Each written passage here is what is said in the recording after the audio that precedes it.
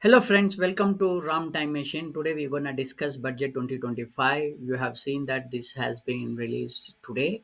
So there are two ways of looking at it. One is through a CA's lens, a chartered accountant's lens or a taxpayer's lens.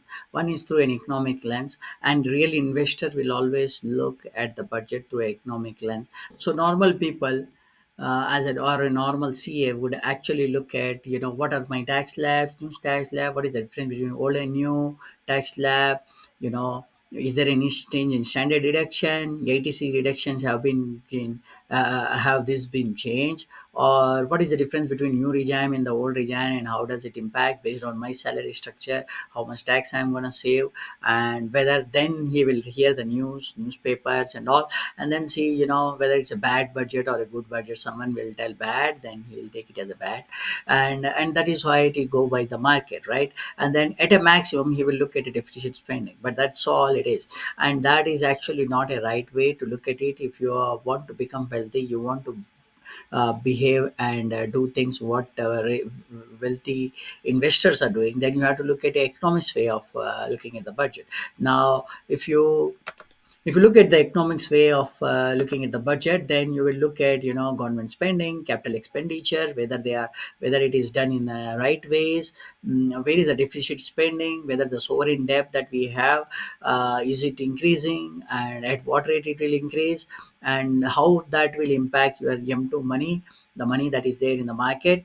And then, they are also selling assets like asset monetization. So we're going to look at, how that impacts taxes, how the spending patterns will be, and based on that we will assess what is the future of the economy.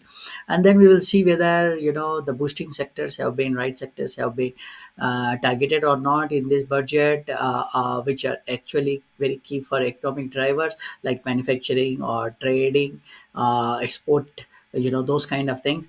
And then we will look at, the global scenarios, whether this budget is aligning to what the global scenarios are. There are a lot of scenarios that are unfolding. And then we will see the impact on the new taxes, on inflation, economic activity, employment, all those problems that we have. And then, whether they are core problems that we have which is bringing down the economy, is it impacted, how it is this budget is impacting in short term and long term, and how that impacts the purse of the middle class. And and then based on that we will assess whether the market, stock market, real estate, gold, money market, capital market, and then this corporate investments, FDI, FII, what will happen to that, and based on that we will assess what we should do. And this is the right way approach of doing it. So let me go through the normal version which you have been trained on. So this is the last year budget, this is the this year budget. So let's look at last year, because that's how you need to compare, because we know what, based on last year budget, what happened, so we can then assess what will happen based on the current budget. So for last year, there was an old regime and new regime. This year also you have an old regime and new year regime. Last year for old regime, they didn't give we had a standard deduction of 50K only, and then we had all this ATC and all these things which were not changed. This year also, standard deduction is 50K, and nothing has changed here in terms of reduction. But in the new regime last year, we had all these various slabs, and then we were given a rebate of 7 lakhs limit, which means up to 7 lakhs there is no taxes, the taxes are nil. And if you are a salaried employee, then you can also claim standard deduction, which is 75. So from 7.75 there was no taxes. But this year they have increased that rebate to 12 lakhs, which means if you are salaried up to 12.75 lakhs, you don't need to pay tax. Now what does that mean? That lot of people are going to select the new regime in the new income tax policy, and then they're gonna up to 12 lakhs and 12.75 lakhs, they are not gonna pay any tax. And the percentage of that is that the new regime already 70% switched to the new regime. This year more people might switch to the new regime because it's more beneficial. So ultimately what is the impact of this is that the budget over 99% of the Indians will pay no taxes at all. Only 1% will bear the entire burden of the. This is with respect to direct income tax only, right? We will look at the income tax and other taxes that are there and how the government collects money, but that's just for the direct tax. We'll come back on the impact. You look at the budget. What are the key items? I didn't see much major key items, but one of them is the capital allocation. This has already been done last year also, so there are not major change. And then there is a interest free loans given to the states. We have to look at which states they're going to benefit and how it is going to, but this is just 1%, what 0.5%, sorry, 2% of it, because the spending is 50 lakh crores, so just 1.5 lakh is not going to make a huge difference, especially. And then there is a 1 lakh crore under cities. This is again infrastructure, we know it, it's a new label that has been given. New nuclear energy, obviously there is a power focus for EVs and all, so they have given this. And then the other things are there, but it is not much of thing. There is a benefit given to the farmers. There are MSSC loans that has been given. This will have an impact on macro lending and banks, which are struggling now, because in the towns and villages many people have taken micro lending, and then they are not able to pay. So this will be a relief. Both the tax reduction till 19 lakh, 12 lakhs, and then this MSME loans is gonna have a slight impact and relief to the bank and also certain individuals, especially lower middle class, right? Apart from that, I don't see much in the budget to discuss. But one of the key things which everyone is missing is that there is a 10 lakh crore second asset monetization project that has been started. So look at this, government has various ways to earn money, right? To And then they will spend. So one of them is the taxes, which you already know, direct, indirect taxes, and then collections, dividends. And then the second is taking a lot of loans. So we have a lot of loan. We have 200 lakh crores of loan that the government has taken, and then they are taking every year. The third is selling the assets. So government has resorted to a lot of selling. This is a selling which has been not for this year, but a collection of 3 or 4 years, till 2030 they're going to spend. So this is like selling assets and then taking money and spending it. So this is another thing. It is not good for the economy, especially if they are revenue generating assets. And then the second thing is that you need to know that there is already a plan for 5,000 kilometers of road to be mm, monetize, which means they're going to sell it, and then they're going to make a peanut of 50,000 crores. This is not the right strategy, but they are doing it. It's going to impact the economy. So what happens, what is the impact is that the businessman, as you know, typically they don't pay taxes, especially small businessman, medium businessman, especially in tier 2 and below cities and towns and villages. They don't pay taxes. What they do is typically they'll show the taxes only till what is the limit is. So if you have a 7 lakh zero tax, they'll show everyone's income in their family as 7 lakhs and do it. Now government increases to 12 lakhs, so everyone they will show. So there are 4 people in the family, they will show 12 lakhs and 50 lakhs tax free income.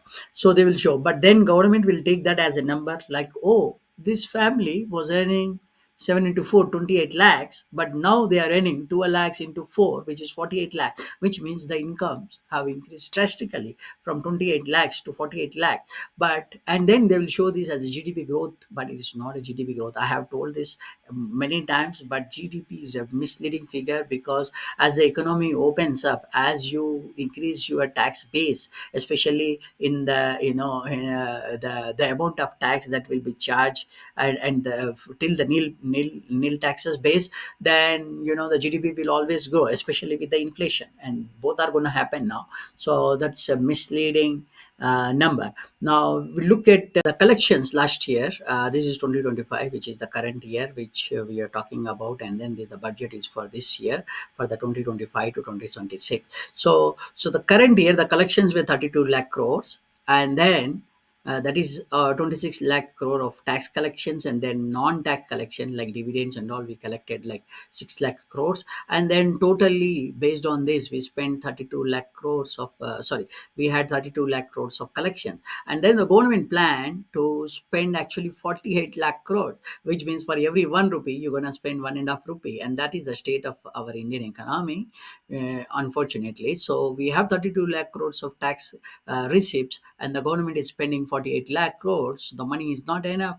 So what they do is they are doing this year is borrowing 16 lakh crores, out of which the 12 lakh crore will go for just interest spending, which means 25% of your actual spending is just interest, right? So this has been the case, and that is why the economy and the stock market we have seen is going down, FPI is running away. Now what is happening this budget, it is very important for us to look at, is that they are now telling me that they are now telling that the net receipts for collections will be for 35 lakh crores, which is just a 10% increase, which means they are just increasing by inflation almost. And then they are telling that the tax collection will be 28.5 lakhs, which means the income tax might remain same because they have given deduction, so which will be almost like 1 lakh crore reduction based on my estimate. But then because the 1% of the population who actually pay more taxes, they will be on the new regime and they're gonna not take that relief, so they're gonna set off with what the relief that they are getting. So ultimately it's the upper middle class which is gonna pay for the lower middle class. That's how it will happen in the income tax. It will not be changed, not much change, so they might still spend 2 lakh crores. And then GST may not also change because this number has to stay standard. So there is only 10% increase. Typically they increase a lot, like in 2 or 3 years they increase 50%, but this year it's a less increase. So government is actually doing a lesser collection compared to the growth which we have been seeing in the past few years, right? And non-tax also it might remain same. And then the expenditure is 50 lakh crore is what the FM is telling, which is comparatively similar to what we had this year target, which means the government is going to spend recklessly again, but it is not in a very high growth path. And this is just a 5% increase from last year. So earlier we have been increasing like 15%, 20%. Now it is only 5% increase, which means the government spending is reducing. Now this is a very, very important economic point of view, that government expenditure is reducing. In a failing economy, government expenditure should actually increase, but they are reducing in the right sectors. A disruptive things we have to take care, but we have not in taking. So this means there is a chance that economy is not gonna really go faster than what you were assuming. So the GDPs and the growth will not be faster. That's what it means, because these are also not generating a lot of revenue. These are all mostly for spending for things which are not going to give immediate results to you anyways, and not also the opex, right? So interest spending also, based on my calculation, for 200 lakh crore, for 200 lakh crore last year we were paying 16 lakh crore interest. So based on that estimate, the interest spending this year might be like around 14 lakh crores for 200 lakh plus the 16 lakh crore. So to 16 lakh crore I calculated 6%, and so which is again 25% of your total spending is actually going for interest. And that is the state we are in. Unfortunately, your defense spending is will be around 6 to 7 lakh crores, and your interest spending is 14 lakh crore. Unfortunately, that is where we are now. So the new borrowing this year might be 18 lakh crore. They are not telling this, it's not disclosed in the budget, but this is my estimate that it's going to happen this way. Now we're going, right, economic indicators, what are they telling? Uh, so so what are the economic indicators telling us, right? So we have seen there is not much great changes here. Their spending is also almost flat. There is an 8-9% difference. So reduce government spending is actually reducing, right? Because the percentage wise, so it was 9%, 10%, 15% growth. Now they are telling it's only 5%. This is not good for the economy, especially in the state we are in. We have should to take drastic measures, but it is in line with what the world is doing. So in a sense we are not going bad, but then this is a time where we have to do a spending in the right areas. We are not doing that. So capex spending into operating, again we are not, I'm not seeing any capex spending going into operating expenses. That is so operating incomes we are not going to get with this capex. So which means we are not going to the government is not going to make a lot of money through that. And then we have trade deficits, that is going to increase because of the inflation, because you are giving boosting the economy with the lower taxes, and then interest rates will also reduce. So trade deficit is not going to come down. We will still have to import the oil and all, so that is not going to change, and that is a big hit. This is where important things, right? And then road infrastructure, there might be 1 lakh crore more high than what we have been doing last year, but it's not going to change much. Obviously, when you travel, you're going to see the difference, but from an economic point of view, from market's point of view, it's not going to make a difference. So manufacturing is same, real estate, there is nothing, there is no rebate for any loans or anything. uh, mm, there is no motivation at all in this. MSME, some higher loans have been given. Education, there is nothing. There is a reduced budget slightly, and exports, they are same. Government assets, they are selling, which is a red flag. Rupee will continue to fall. Taxes on the stocks is same. Long term capital gain, short term, they have not changed. They have not done anything. Maybe in the next week, when they are going to give a detailed income tax uh, slab and new reports, they're gonna, if they announce anything. But then right now there is nothing. Inflation will be moderate, because for the next 2 quarters, people will report more, and then they will show more. But then so inflation will continue. There is a huge inflation trend right now, and it will continue. So your real estate and all will grow. But it is so we will have a different phase, which I'm going to tell you. So we'll be in a unique phase. So corporate taxes, again, it is low, could have been raised, but they are not raising it. The burden is on individuals. Household debt remains high, because people are going to take more loans now. And then the savings will also be low. Initially it will be little bit, but a little bit there for 2 quarters, but they will spend it off and close it. So FIIs, FDIs, I don't see any motivation for FIIs to come in, and based on this budget, nothing. If I am a FII, FDI, I will never go and invest in this market. So key sector, obviously, given the other chances that I have, and especially when China is growing on the other side, and then US is challenging, and then there are other nations which are promising. So I will rather go there. And key sector, major push, nothing. I don't see any major push. Agriculture, there is certain things, but it's gonna not change the world here. Yeah, though we are agriculture dependent, it's not going to change that. Gold, we don't have enough gold. So I don't see major changes in the economic forecast. So which means what happened this year is also going to happen next year, which means we will make a conclusion.